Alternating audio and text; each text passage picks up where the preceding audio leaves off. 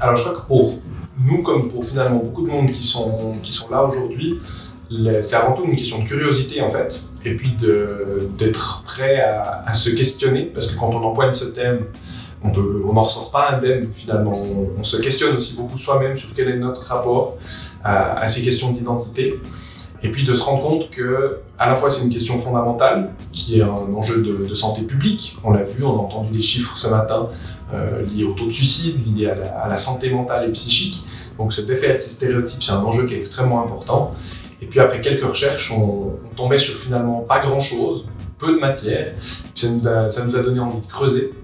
Et puis dans le cadre de ces travaux de recherche, notamment avec l'association SEM qui nous a accompagnés, on a pu constater que les professionnels de l'enfance et de la jeunesse qui ont entrepris cette démarche de se questionner eux-mêmes et puis de mettre sur pied des projets dans leur structure, ils avaient un besoin d'échanger, de se rencontrer, de pouvoir partager des expériences. Et puis c'est pour leur donner cette plateforme qu'on a choisi d'organiser une conférence sur le modèle de celle-ci avec des workshops,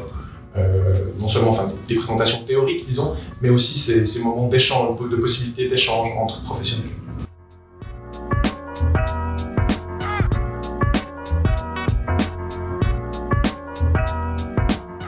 Alors, l'objectif primaire, c'est ça, en fait, c'est vraiment de permettre aux professionnels intéressés de se mettre en route ou de continuer leur chemin sur ces questions. On est content parce que on a pu réunir plus de 200 participants et participantes, dont une bonne partie des gens qui viennent du terrain, mais aussi des gens qui travaillent peut-être plus dans les sphères dirigeantes, disons, soit de la politique, soit alors au sein des départements,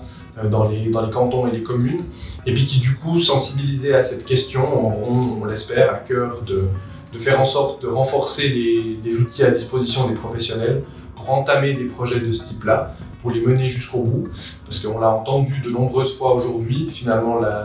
une des clés, c'est de jamais baisser la garde, de jamais se relâcher, et puis les effets ils peuvent être constatés quand toutes les étapes s'alignent et puis que les projets sont dans la durée. C'est pas juste une fois et hop, on est sensibilisé pour toute la vie, mais c'est d'avoir une continuité, et puis pour ça on a besoin non seulement